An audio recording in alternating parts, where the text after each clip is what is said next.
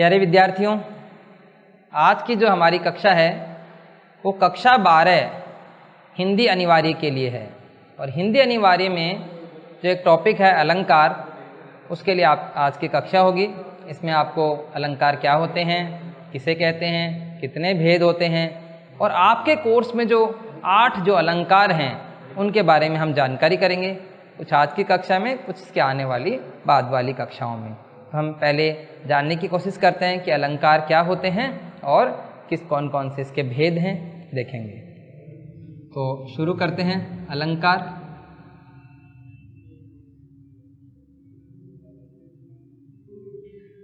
तो विद्यार्थियों, आप देखना, अलंकार जो शब्द है वो 2 शब्दों के मेल से बना है।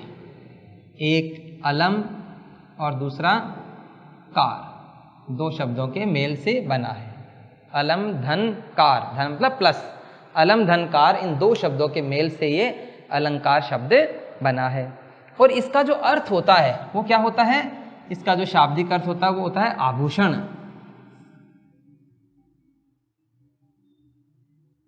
इसका अर्थ आभूषण होता है। आभूषण हम लोग सब जानते हैं, पहनते भी हैं, देखते भी हैं। आभूषण गहनों को बोलते हैं। तो एक तरह से कविता का आभूषण है अलंकार।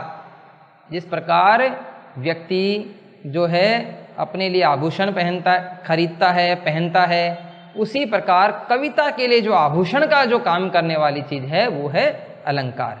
तो अलंकार शब्द किन 2 शब्दों से मिलकर बना है? अलम धन कार। तो विद्यार्थियों, यदि हमसे परीक्षा में पूछ लिया जाए अलंकार किसे कहते हैं, तो हमारी शुरुआत कहाँ से होगी कि अलंकार शब्द अलम धन कार, अलम धन मतलब प्लस, अलम धन कार शब्दों के योग से बना है, जिसका अर्थ होता है आभूषण। ये अलंकार का जो टॉपिक है विशेष हिंदी में भी है, लेकिन वहाँ अलंकार दूसरे हैं। तो विशेष हिंदी के जो विद्यार्थी हैं उनके लिए तो ये बहुत ज़्यादा महत्वपूर्ण है। 8 नंबर का विशेष हिंदी में और 2 नंबर का अनिवार्य हिंदी में ये आता है। लेकिन जो जिनके हिंदी साहित्य नहीं है वो केवल हिंदी, जो अनिवार्य हिंदी का पेपर इस बार बोर्ड का देने वाले हैं, उनके लिए भी ये अपने आज की जो कक्षा है और आज की और अगली जो कक्षा है वो बहुत ज़्यादा महत्वपूर्ण है। दोनों कक्षाएं देखेंगे और आपको अलंकार बिल्कुल समझ में आ जाएगा। तो अभी तक क्या बात करी हमने? अलंकार शब्द किनसे मिलकर बना है? अलम और कार, इन 2 शब्दों के योग से बना है। ये मैं जो है यह व्यंजन संधि के कारण क्या होता है, ये पंचम में इसमें बिंदी में बदल जाता है। तो इस तरह से अलंकार हो गया और इसका अर्थ क्या हो गया? आभूषण। अब ये तो बात हुई अलंकार के अर्थ की। अब देखो, अलंकार है कि ऐसी जरूरत पड़ गई कवियों को कि उन्होंने अलंकार का प्रयोग अपनी कविताओं में किया, अपने काव्य में अलंकारों का प्रयोग किया। तो देखो, अलंकारों का प्रयोग करने का एक ही जो कारण है वो है सुंदरता बढ़ाना। यानी कोई भी चीज यदि सुंदर होती है तो हम उसकी तरफ आकर्षित होते हैं। यानी सुंदर कपड़े होते हैं तो हम उनको खरीदना चाहते हैं, सुंदर घर होता है तो हम उसमें रहना चाहते हैं, उसको खरीदना चाहते हैं। उसी प्रकार कवियों ने सोचा कि हमारी जो कविताएं हैं, हमारे जो दोहे, जो चौपाइयाँ, जो भी हम लिख रहे हैं, उनको ज़्यादा से ज़्यादा पसंद किया जाए। इसीलिए हम वो पसंद किया जाए, और पसंद कब करेंगे? जब वो सुंदर होगा। और सुंदरता बढ़ाने के लिए अलंकारों का प्रयोग किया। देखो, जिस प्रकार आभूषण, इसका शाब्दिक अर्थ बता रहा है आभूषण। तो आभूषण पहनने से एक स्त्री क्या होती है? पहले से अधिक सुंदर दिखाई देने लगती है। उसी प्रकार काव्य में अलंकारों का प्रयोग करने से क्या होता है? वो काव्य भी पहले से अधिक सुंदर बन जाता है। इसलिए हम अलंकारों का प्रयोग काव्य में करते हैं। इसकी जो परिभाषा की बात कर रहे हैं, तो परिभाषा क्या हो जाएगी देखेंगे।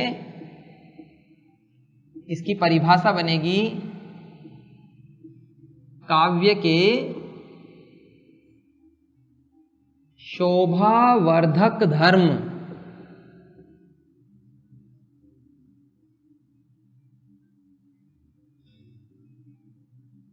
अलंकार कहलाते हैं।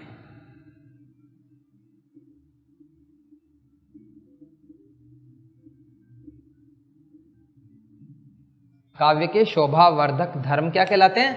अलंकार कहलाते हैं। इसी शब्द पर हम फोकस करेंगे, शोभावर्धक। यानी शोभावर्धक का मतलब क्या हुआ? शोभा को बढ़ाने वाले। यानी ऐसे कुछ तत्वों का हम कविता में उपयोग करें कि वो कविता जो है वो सुंदर हो जाए।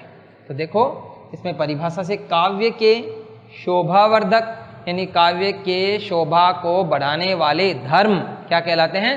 अलंकार कहलाते हैं। अलंकार का जो संबंध है वो किससे है? सुंदरता से है। अब देखो आपके परीक्षा में अगर ये सीधा ही आ जाए कि अलंकार किसे कहते हैं, अलंकार के बारे में समझाइए, तो आप इसमें क्या करेंगे? आप इसमें बताएंगे, इसकी परिभाषा बता देंगे। क्या?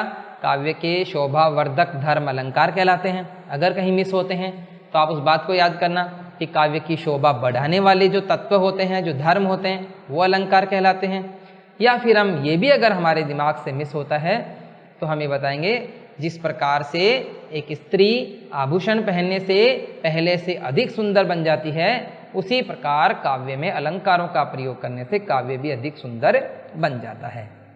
इसीलिए संस्कृत के जो आचार्य थे और हिंदी के भी कुछ अलंकारवादी जो आचार्य थे, उन्होंने काव्य में अलंकारों के प्रयोग का समर्थन किया।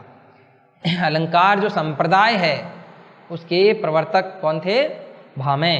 तो भामह एक संस्कृत आचार्य थे, वो अलंकार संप्रदाय के प्रवर्तक थे। इन्होंने अलंकारों पर जोर दिया। उसके बाद में भामह के बाद दंडी, वो भी अलंकारवादी आचार्य थे। फिर अपने हिंदी साहित्य में एक केशव दास जी, वो अलंकारवादी आचार्य थे। उन्होंने अलंकारों के प्रयोग पर विशेष बल दिया। उन्होंने एक बात बताई कि जो अलंकार होते हैं ना, उसके बिना काव्य का कोई महत्व नहीं है। उन्होंने कहा भूषण बीनु न विराजे कविता वनिता मित। इस प्रकार से उन्होंने कहा था कि अलंकार के बिना इनका कोई महत्व नहीं है, और इसी तरह आभूषण के बिना स्त्री का भी। उन्होंने बहुत ज़्यादा अलंकारों को महत्व दिया। ठीक है, तो इस प्रकार अब बात करते हैं अलंकारों के भेद की। तो इसके भेद क्या हैं? विद्वानों ने अलग अलग बताए हैं। कुछ विद्वान कहते हैं 2 भेद हैं, कुछ विद्वान कहते हैं इसके 3 भेद हैं। तो हम लोग बात करते हैं कि भेद कितने हैं, तो हम 3 भेद लिख सकते हैं, और यह हम विद्वानों के अनुसार बता सकते हैं। तो कौन कौन से भेद हम बताएंगे? एक शब्द अलंकार होगा, दूसरा अर्थ अलंकार होगा, और तीसरा होगा इसका उभय अलंकार। 3 भेद हैं। जिन्होंने विशेष हिंदी की इससे पिछली जो अलंकार की कक्षाएं देखी हैं, उनको तो शायद यहाँ कोई किसी तरह की दिक्कत नहीं होगी। उनको थोड़ा और डेप्थ में जाके हम लोगों ने बताया यहाँ पर। देखो, क्योंकि वहाँ 8 नंबर का अलंकार होता है और यहाँ केवल 2 नंबर का, इसीलिए उसके अनुसार ही हम कक्षाएं कर रहे हैं। अलंकार के जो 3 भेद है, शब्द अलंकार, अर्थ अलंकार, उभय अलंकार। यदि आप परीक्षा में 2 भेद भी लिख देते हैं तो इसमें कोई समस्या नहीं आती है। 2 लिखेंगे तो शब्द अलंकार और अर्थ अलंकार। तो देखो शब्द अलंकार क्या होता है, इसमें अगर आपसे थोड़ा पूछ भी लिया जाए, वैसे ऐसा चांस नहीं है कि अलग अलग पूछेंगे, फिर भी इसके भेद के बारे में बात करें तो शब्द अलंकार क्या होते हैं? जहां शब्द में अलंकार होता है, यानी किसी शब्द में ही अलंकार हो, उसे हम क्या कहेंगे? शब्द अलंकार कहेंगे। यानी एक शब्द ऐसा प्रयोग कर दिया कविता में कि उसके कारण वो काव्य सुंदर लगने लग गया, तो क्या है? शब्द अलंकार है। यानी अलंकार किसमें होता है? शब्द में होता है। और यदि उस शब्द की जगह उसी अर्थ वाला, समान अर्थ वाला दूसरा शब्द रख दें तो अलंकार क्या होता है? नष्ट हो जाता है। जबकि अर्थ अलंकार क्या होता है? अलंकार शब्द में नहीं होता है, अलंकार होता है अर्थ में। अलंकार अर्थ में होता है। यदि उस शब्द की जगह उसी अर्थ वाला दूसरा शब्द रख देते हैं तो अलंकार नष्ट नहीं होता है। 2 बातें हो गई। शब्द अलंकार, अलंकार किस में होता है? शब्द में होता है। उस शब्द की जगह उसी अर्थ वाला दूसरा शब्द रख दें तो अलंकार नष्ट हो जाता है। अर्थ अलंकार, अर्थ अलंकार क्या होता है? अलंकार किस में होता है? शब्द में नहीं होता, अर्थ में होता है। यदि उस शब्द की जगह उसी अर्थ वाला दूसरा शब्द रख दें तो अलंकार नष्ट नहीं होता है। 2 बातें हो गई। शब्द अलंकार जो होते हैं वो उसमें एक तो अनुप्रास होता है, वक्रोक्ति होता है, श्लेष और यमक, ये 4 शब्द अलंकार है प्रमुख। आपके जो कोर्स में है वो इसको छोड़कर ये तीनों आपको पढ़ने हैं।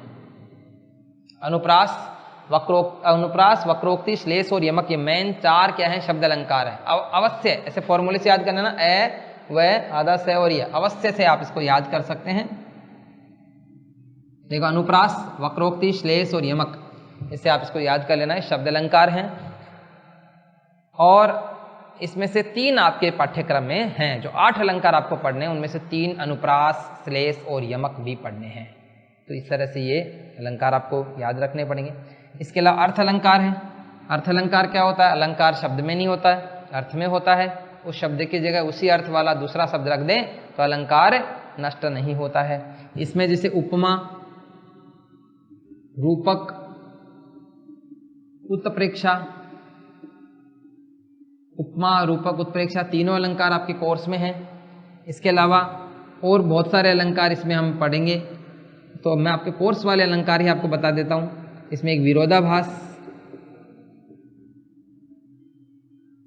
उदाहरण और भी बहुत सारे अलंकार इसमें आते हैं। सारे अलंकार आ जाते हैं। हमें ये 5 जो अलंकार हमने उदाहरण स्वरूप लिए हैं, तो आपको पढ़ने कौन से हैं? अभी आपके कोर्स वाले अलंकार भी आपके सामने आगे, अनुप्रास, श्लेष और यमक। पहले हम ये पढ़ेंगे, श्लेष और यमक पढ़ेंगे, फिर ये पढ़ते जाएंगे, फिर उपमा, रूपक, उत्प्रेक्षा पढ़ेंगे, और फिर विरोधाभास और उदाहरण, इन अलंकारों को हम पढ़ेंगे। तो इस तरीके से हम 8 अलंकार पढ़ने वाले हैं। उभय अलंकार क्या होता है?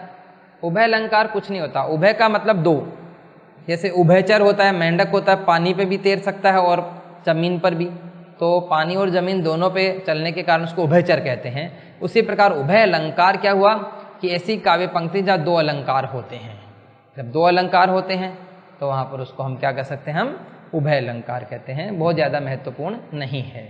तो इस प्रकार से अलंकारों का आपको परिचय हुआ। अब देखो एक बार हम इस बात को थोड़ा सा रिवाइज कर लेते हैं कि अलंकार क्या होते हैं। काव्य के शोभा वर्धक धर्म अलंकार होते हैं। काव्य की शोभा को बढ़ाने वाले जो धर्म होते हैं वो अलंकार होते हैं। जिस प्रकार एक स्त्री होती है आभूषण पहनने से अधिक सुंदर होती है, उसी प्रकार अलंकारों का प्रयोग करने से काव्य भी सुंदर बन जाता है। कवियों ने अपने काव्य को सुंदर बनाने के लिए अलंकारों का प्रयोग किया, और अलंकार संप्रदाय के प्रवर्तक कौन है? भामह। और हिंदी में अलंकारवादी जो आचार्य थे वो कौन थे? केशवदास। उन्होंने अलंकारों को बहुत ज़्यादा महत्व दिया। ठीक है। इसके बाद में देखो अलंकारों के भेद की बात करेंगे तो शब्द, अर्थ और उभय 3 अलंकार हो गए। कुछ विद्वान कहते हैं 2 अलंकार होते हैं, कुछ कहते हैं 3 होते हैं। आप परीक्षा में 3 कर देंगे, लेकिन तीनों के नाम लिखेंगे तो कोई समस्या नहीं है, क्योंकि वो नाम लिखते समझ में आ जाएगा कि इसको पूरा ज्ञान है। शब्द अलंकार, शब्द में अलंकार होता है, शब्द को हटा देंगे, उसी अर्थ वाला दूसरा शब्द रख देंगे, अलंकार नष्ट हो जाता है। आपको 4 हैं, जिनमें 3 आपके कोर्स के याद रख लेना। कौन कौन से? अनुप्रास, श्लेष और यमक, ये आपके पाठ्यक्रम में है। अर्थ अलंकार, अलंकार शब्द में नहीं होता है, अर्थ में होता है। उस शब्द की जगह उसी अर्थ वाला दूसरा शब्द रख देते हैं तो अलंकार नष्ट नहीं होता है। आपको जो पाठ्यक्रम के जो अर्थ अलंकार हैं वो कौन कौन से हैं वो याद रखना। उपमा, रूपक, उत्प्रेक्षा, विरोधाभास और उदाहरण, ये अलंकार आपको पढ़ने हैं। और उभय अलंकार जिसमें 2 अलंकार होते हैं। तो इतनी बातें कर ली। अब हम आज सबसे पहले जो श्लेष और यमक, इनका एक जोड़ा होता है, थोड़ा सा अंतर होता है, वो समझेंगे और इस अलंकार को हम पढ़ेंगे। ठीक है। पहले हम सबसे पहले क्या पढ़ने वाले हैं? श्लेष और यमक अलंकार।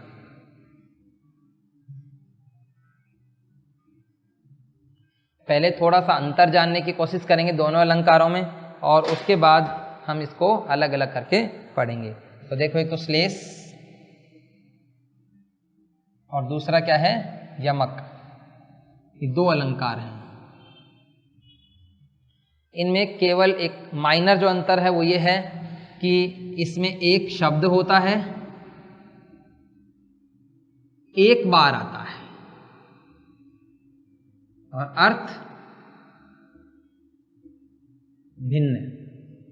एक शब्द एक ही बार आता है, उसी के अलग अलग अर्थ निकलते हैं। इसमें एक शब्द होता है, बार बार आता है वो, और अर्थ भिन्न होता है, भिन्न भिन्न होता है। अंतर केवल यहां है कि यदि एक शब्द एक ही बार आए और उसके एक से ज्यादा अर्थ हों, यानी एक शब्द एक ही बार आए और उसके एक से ज्यादा अर्थ हों, श्लेष अलंकार होता है। एक शब्द यदि बार बार आए, बार बार का मतलब वो एक से अधिक बार आए, मतलब 2 बार भी आ सकता है 3 बार भी आ सकता है। तो एक शब्द एक से ज्यादा बार आए, बार बार आए, अनेक बार आए और वहां भी अर्थ अलग अलग हो हर बार उनका, तो वहां कौन सा होता है? यमक अलंकार। तो माइनर अंतर था, केवल इतने सी बात ध्यान में रखेंगे कि श्लेष अलंकार में शब्द एक ही बार आता है और उसके अर्थ अलग अलग होते हैं, जबकि यमक अलंकार में एक शब्द बार बार आता है, 2 बार आ सकता है, 3 बार आ सकता है, हम उसको यूं कह सकते हैं अनेक बार आता है और हर बार उसका अर्थ अलग अलग होता है, तो वह यमक अलंकार होता है। तो सबसे पहले हम श्लेष अलंकार की बात करेंगे। अब अलग अलग पढ़ेंगे इनको, पहले हमने थोड़ा सा इनमें अंतर कर लिया। श्लेष अलंकार, श्लेष, देखो श्लेष जो शब्द है, श्लेष का जो अर्थ होता है वो क्या होता है? चिपका हुआ।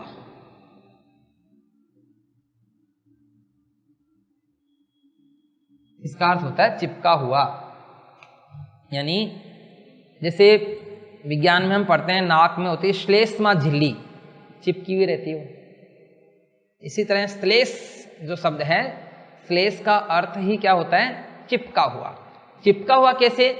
एक शब्द होता है, उसका एक अर्थ होता है और दूसरा अर्थ उसके अंदर चिपका हुआ रहता है। दूसरा भी चिपका हुआ हो सकता है, तीसरा भी हो सकता है। मतलब एक शब्द में एक अर्थ होता है और उसके साथ 1-2 अर्थ और चिपक जाते हैं, मतलब एक शब्द के एक से ज्यादा अर्थ निकलते हैं, तो श्लेष होता है। श्लेष अलंकार की जो विशेषता क्या हो गई? जहां काव्य में एक शब्द एक ही बार आता है, जहां काव्य में एक शब्द एक ही बार आता है और काव्य में एक शब्द एक ही बार आता है, ये विशेष फोकस रखेंगे, एक ही बार आता है और उसके अनेक अर्थ निकलते हैं।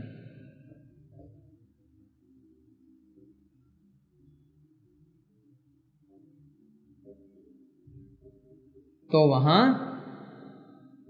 श्लेष अलंकार होता है।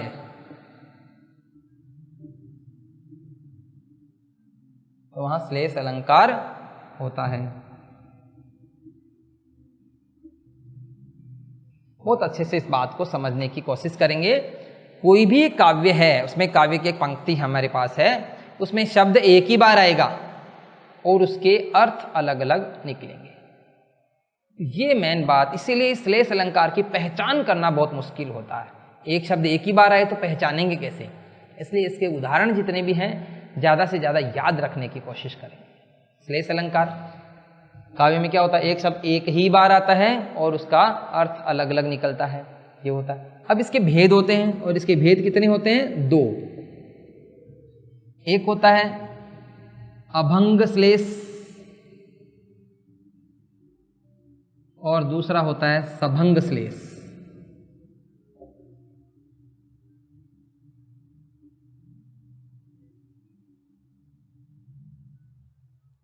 अभंग श्लेष और सभंग श्लेष, ये इसके 2 भेद होते हैं, ये आपको ध्यान में रखना है। भेदों के अंदर अलग अलग नहीं पढ़ेंगे हम, बस ये कंपटीशन लेवल पर अलग अलग भी पढ़े जाते हैं, लेकिन यहाँ हम केवल भेद कि मान लो हमसे ये पूछ लिया जाए सीधा श्लेष अलंकार किसे कहते हैं और इसके भेद बताइए, तो हम इसकी परिभाषा दे देंगे। जहाँ एक शब्द एक ही बार आता है और उसके अनेक अर्थ निकलते हैं, श्लेष अलंकार होते हैं। श्लेष का शाब्दिक अर्थ चिपका हुआ होता है और इसके 2 भेद होते हैं, अभंग श्लेष और सभंग श्लेष। इतना बता देंगे। अब इसके हम उदाहरण देखेंगे। उदाहरण से हमें श्लेष अलंकार और ज्यादा अच्छी तरीके से समझ में आ जाएगा। तो देखेंगे इसको। एक उदाहरण हम ले रहे हैं, जहां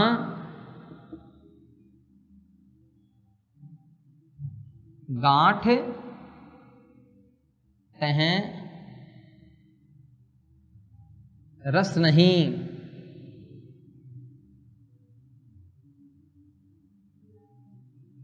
जहां गांठ तह रस नहीं, यह जानत सब कोय।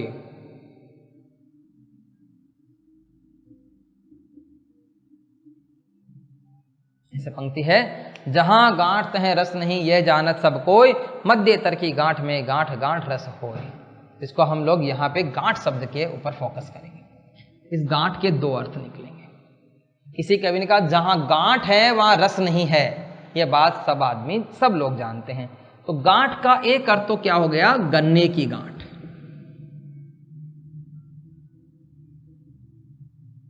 गन्ना होता है, गन्ने के अंदर बीच में रहती है, फिर गांठ आती है, फिर गन्ना। तो इस तरह से क्या हो, जहां गांठ होती है उस जगह रस नहीं होता, एक बात। और दूसरा है, गांठ का जो दूसरा अर्थ है वो है आपसी द्वेषता, आपसी द्वेषता। यानी यदि हम हैं, हमारे पड़ोसी हैं, या हम हैं और हमारे दोस्त हैं, उनके बीच में किसी बात को लेकर हमारे अंदर मनमुटाव हो गया, द्वेषता हो गई। तो जब द्वेषता हो जाती है तो क्या होता है, फिर मजा नहीं आता है। या रस शब्द जो है ना, वो मजे के अर्थ में भी है। तो यहाँ क्या हुआ, जहाँ गांठ है वहाँ रस नहीं है, एक बात तो ये होगी। और दूसरा, जहाँ गांठ है वहाँ पर कोई आनंद नहीं है। रस का अर्थ आनंद से भी निकलता है। इसका मतलब गांठ शब्द के यहाँ कितने अर्थ हो गए, दो हो गए। एक गन्ने की गांठ, जहाँ गन्ने में गांठ होती बीच में, वह रस नहीं होता। और एक दो परिवारों के बीच में, दो मित्रों के, दो साथियों के बीच में यदि गांठ पड़ जाती है, आपसी द्वेषता हो जाती है, तो फिर कोई आनंद की प्राप्ति नहीं हो सकती। इसी तरह एक और उदाहरण देखेंगे हम। बलिहारी, आपको एक उदाहरण कम से कम परीक्षा में लिखने के लिए याद रखना पड़ेगा, जो आपको आसानी से याद हो जाए वो आप कर लेना। बलिहारी नृप कूप की गुण बिन बूंद न देई।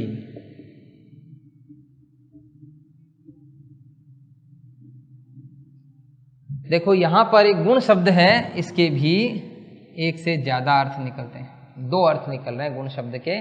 देखो, बलिहारी नृप कूप की, नृप यानी राजा, कूप यानी कुआ, गुण बिन बूंद न दे, कि राजा और कुआ गुण के बिना कुछ नहीं देते। राजा तो गुण के बिना, यानी किसी व्यक्ति में यदि गुण नहीं है, उसमें योग्यता नहीं है, तो राजा उसको कुछ नहीं देता है। और दूसरा अर्थ यहाँ गुण का जो है वो रस्सी, कि कुआं, यदि हमारे पास रस्सी नहीं है तो कुआं हमें एक बूंद भी पानी नहीं देता है। तो एक अर्थ तो राजा के अर्थ में, तो इस गुण का अर्थ क्या हो गया, योग्यता, योग्यता, उसकी कुशलता। और कुएं के अर्थ में क्या हो गया, रस्सी हो गया। गुण का एक अर्थ रस्सी भी होता है। तो राजा बिना गुण के कुछ नहीं देता, और कुआं बिना रस्सी के हमें कुछ नहीं देता। इस प्रकार यह गुण शब्द के क्या हो गए, दो अर्थ हो गए। अगला उदाहरण देखेंगे। जो भी उदाहरण आपको याद रहे आप कोशिश करेंगे याद करने की। देखेंगे, पानी गए न उबरे, पानी गए न उबरे, मोती मानुष चून।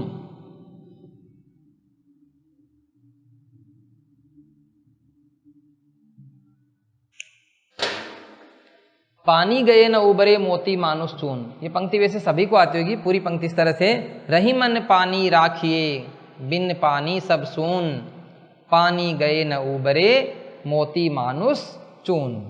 देखेंगे यहाँ पानी शब्द के जो हैं वो तीन अर्थ हैं।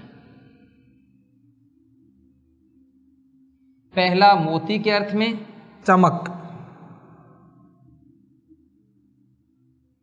दूसरा मनुष्य के अर्थ में इज्जत, तीसरा चून यानी चूने के अर्थ में जल।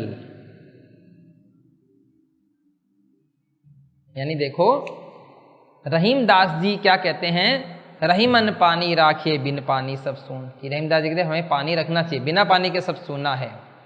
पानी गए न उबरे मोती मानुष चून। पानी के चले जाने पर ये तीन चीज कभी नहीं उबर सकती।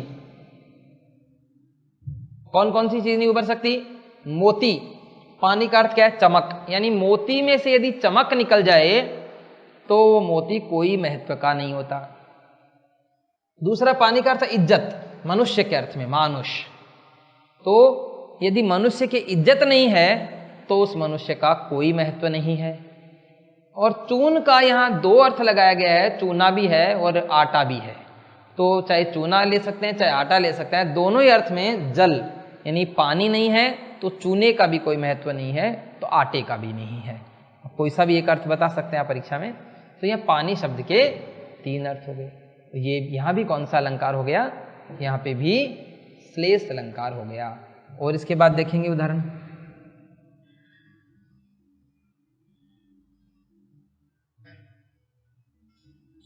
एक देखेंगे, चिरजीवो जोरी जुरे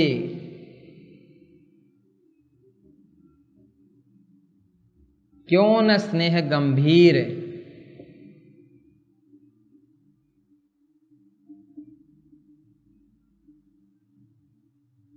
चिरजीवो जोरी जुरे क्यों न स्नेह गंभीर,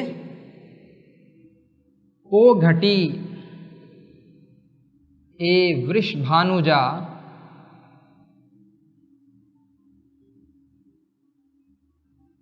वे हलधर के वीर।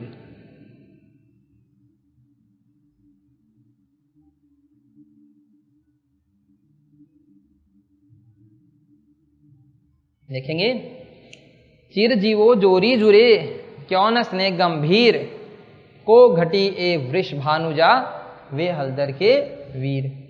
वृषभानुजा शब्द के 2 अर्थ निकले, हलधर के 2 अर्थ हैं यहाँ पर। वृषभानुजा वृषभानु की बेटी यानी राधा, और एक वृषभ और अनुजा यानी बैल की बहन यानी गाय। हलधर का एक अर्थ निकला है हलधर बलराम, और दूसरा हलधर का अर्थ निकल रहा है किसान, बैल भी होता है। तो यहां पे लेकिन किसान, तो देखो किसी कवि ने कहा चिरजीवो जोरी जुरे, वो लंबे समय तक जीवित रहे, उनकी जोड़ी जुड़ी रहे बनी रहे, क्यों न स्नेह गंभीर, उनमें इतना गंभीर स्नेह क्यों न हो। को घटी ए वृषभानुजा, उनमें से कोई भी कम नहीं है, एक तो वृषभानुजा है, मतलब देखो यहाँ वैसे सभंग श्लेष है, टुकड़ा करने पर निकल रहा है। वृषभानु और जा, वृषभानु की बेटी यानी राधा, और एक वृषभ और अनुजा यानी वृषभ यानी बैल की बहन यानी गाय, ये अर्थ निकले। और हलधर सिदाई, हलधर एक बलराम के लिए आता है, हल को धारण करते हैं, और हल को किसान भी धारण करते हैं, इसलिए ये हलधर आते हैं। हलधर बैल के लिए भी आता है। तो क्या है यहाँ पर कि उनमें से एक तो राधा है और दूसरा किस बलराम का भाई यानी कृष्ण है, एक अर्थ तो ये हो गया। दूसरा एक तो उनमें से क्या है गाय है, और दूसरा किसान का भाई यानी बैल है। ऐसे 2 अर्थ लगा लिए। कुल मिलाकर हमें इतना ध्यान रखना कि वृषभानुजा और हलधर इन दोनों के 2 अर्थ निकल रहे हैं। तो यहाँ पर कौन सा अलंकार हो गया, श्लेष। मेरे हिसाब से इतने उदाहरण काफ़ी हैं, इनमें से कोई उदाहरण आ भी सकता है, नहीं तो आप लोग याद करके भी इनको लिख सकते हैं। ये उदाहरण जो है ये द्वितीय श्रेणी में पूछा गया है ना, ऐसा पूछा भी जा सकता है। चलो आगे बढ़ते हैं। अब श्लेष अलंकार हमारे समझ में आ गया, एक शब्द एक ही बार आता है, एक ही बार आ रहा है, और अर्थ अलग अलग निकल कर आ रहे हैं, तो श्लेष अलंकार होता है। आगे बढ़ेंगे, यमक अलंकार।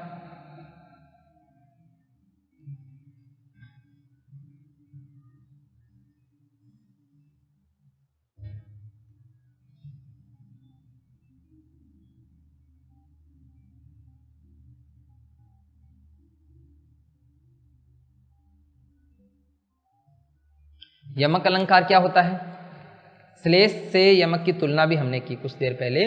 यानी जब एक शब्द एक ही बार आता है और उसके अनेक अर्थ होते हैं तो श्लेष, लेकिन एक शब्द यदि बार बार आता है, 2 बार आता है तो 2 अर्थ, 3 बार आता है तो 3 अर्थ, ज्यादा करे 2 बार मिलेगा। तो एक शब्द यदि एक से अधिक बार आता है और प्रत्येक बार उसका अर्थ अलग अलग होता है तो वह यमक अलंकार होता है। पहचान बहुत आसान होती है, अगर परीक्षा में यमक का उदाहरण आता है तो आप आराम से उसको पहचान सकते हैं कि यमक अलंकार है, क्योंकि एक शब्द 2 बार मिलेगा, आपको लगातार मिलेगा, तो वो ध्यान रखेंगे। हाँ, अगर हमें परीक्षा में उदाहरण नहीं देते हैं और सीधा पूछते हैं यमक अलंकार किससे कहते हैं, कितने भेद होते हैं, तो वो हमें जानकारी करनी उसकी। तो यमक अलंकार हम पढ़ेंगे तो क्या हो जाएगा, जहां काव्य में एक शब्द, जहां काव्य में एक शब्द एक से अधिक बार आता है,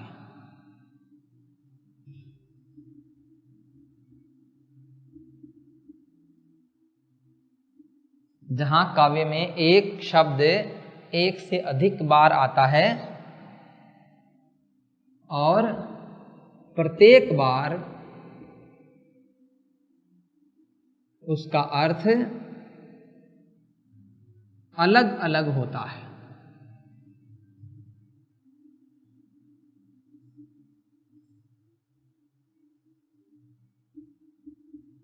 तो वहां यमक अलंकार होता है।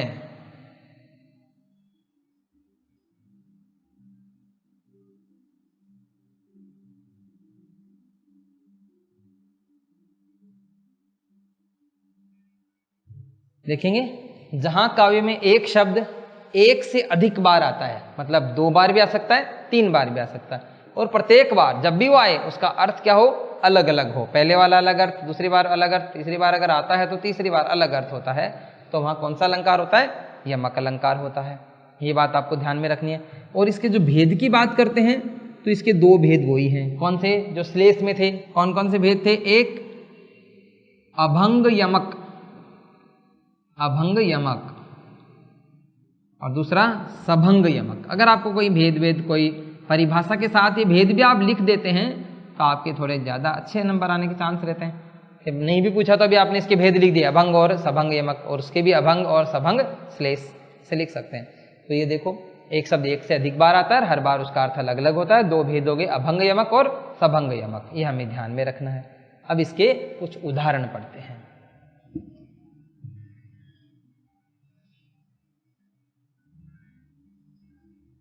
इसमें एक उदाहरण देखेंगे, काली घटा का घमंड घटा। देखो यहां घटा शब्द एक बार और घटा शब्द दूसरी बार, 2 बार घटा शब्द आ गया। तो पहली बार 2 बार कोई शब्द आ रहा है, चांस बनता है यमक अलंकार का। तो पहली बार जो घटा है वो है बादलों की घटा,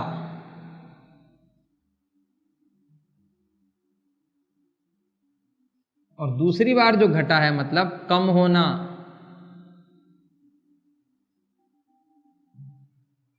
इस तरीके से इसका 2 अर्थ हो गए कि बादल है ना, उनमें काले बादल थे, बहुत उमड़ रहे थे, घटा छाई हुई थी बादलों की, अचानक वो कम हो गई। तो किसी कवि ने क्या लिखा, काली घटा का घमंड घटा, घटा। इस तरीके से एक उदाहरण हो गया। दूसरा उदाहरण हम और ले लेते हैं, जैसे कनक वाला सबसे फेमस है, कनक कनक ते सो गुनी, कनक कनक ते सो गुनी मादकता अधिकाय।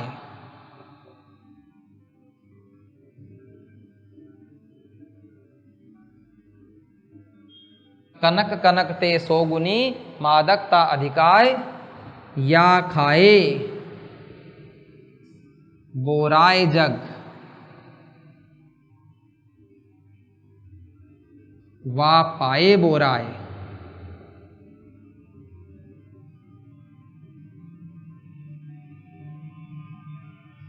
देखेंगे क्या हो गया, कनक कनक ते सो गुनी मादकता अधिकाय, कनक कनक ते सो गुनी मादकता अधिकाय, या खाए बोराए जग वा पाए बोराए।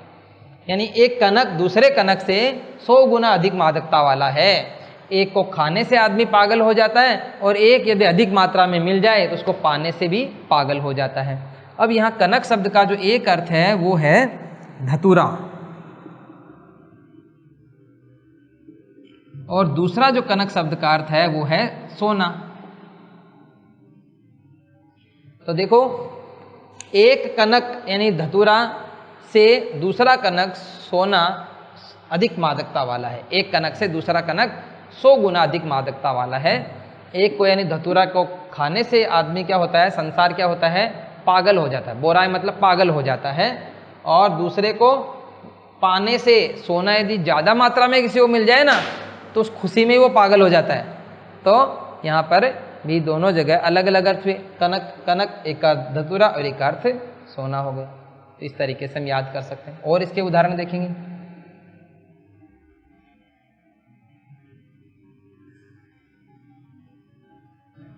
एक ये ले लेंगे हम, 3 बेर खाती थी, 3 बेर खाती थी वे, 3 बेर खाती है, एक ही मात्रा रहेगी इसमें। 3 बेर खाती थी वे, 3 बेर खाती है। यहां भी बेर और यहां भी बेर। देखो ये भूषण, भूषण जो रीतिकालीन कवि थे उनकी पंक्ति है। भूषण ने यहाँ पर शिवाजी की वीरता का वर्णन किया है कि शिवाजी के डर से जो मुगल जो बेगम थी, रानियां थी, उनकी क्या स्थिति हो गई है? 3 बेर खाती थी, यानी 3 बेर यानी 3 बार, बार मतलब समय। 3 बार जो खाना खाती थी वो क्या हो रही है? 3 बेर। बेर का मतलब क्या होता है? एक फल, एक फल है बेर। कि शिवाजी के डर से मुगल बेगम जो थी वो पहाड़ों में छुप गई और जो 3 बार खाना खाती थी वो 3 बेर के फल खाकर ही काम चला रही है। तो एक बेर का अर्थ क्या हुआ? समय, और दूसरे बेर का अर्थ क्या हो गया? फल। तो यहां पर भी बेर के अर्थ हुए। हाँ, कनक कनक के अलग अलग अर्थ निकले थे उससे पहले घटा घटा के अलग अलग अर्थ निकले थे। तो ये बहुत ही महत्वपूर्ण बात है कि अलग अलग अर्थ इनके निकलते हैं। एक और उदाहरण ले रहे हैं हम, थोड़ा सा अलग टाइप का है। जैसे यूं पर्दे की इज्जत, परदेसी के हाथ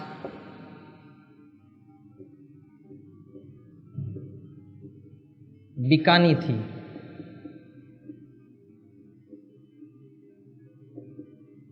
ये बहुत ही प्रसिद्ध जो कविता है झांसी की रानी सुभद्रा कुमारी चौहान की, उनकी पंक्ति है। यों पर्दे की इज्जत परदेसी के हाथ बिकानी थी। पर्दा यानी महिलाओं के लिए शब्द प्रचलित है, पर्दे की इज्जत मतलब महिलाओं की। और परदेसी कौन? अंग्रेज। उनके लिए कहा है कि जो मुगल जो बादशाह थे ना, उनकी बेगमों के भी जो वस्त्र वगैरह थे वो बाजार में नीलाम हो रहे थे, तो पर्दे की इज्जत थी, वो परदेसी के हाथ बिकानी थी। अब यहाँ पे क्या पर्दे शब्द है और परदेसी में भी पर्दे शब्द छुपा हुआ है। देखेंगे यहाँ पे पर्दे है और यहाँ परदेसी में भी पर्दे है। ऐसी स्थिति में भी यमक अलंकार होता है। तो ये एक अलग बात मुझे बतानी थी, इसीलिए मैंने यहाँ पर ये शब्द लिया। यहाँ पे सीधा सीधा है लेकिन यहाँ पे टुकड़ा करने के बाद लिया। तो इस प्रकार से भी अलंकार कौन सा होता है? यमक होता है। 1-2 उदाहरण और देखेंगे फिर बस बंद करते हैं यमक अलंकार। देखेंगे तो पर वारो उर्वशी, तो पर वारो उर्वशी सुनी राधिके सुजान।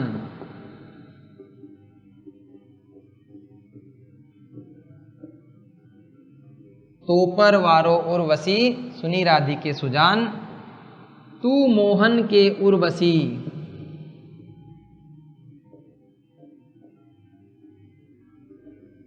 वे उर्वशी, वे उर्वशी समान।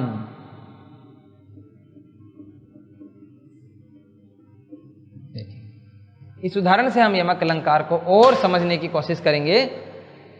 तोपर वारो उर्वशी, राधा को कोई कवि संबोधित कर रहा है। तोपर वारो उर्वशी, कि तुझ पर तो स्वर्ग की जो अप्सरा है उर्वशी, उसको भी न्योछावर कर दें।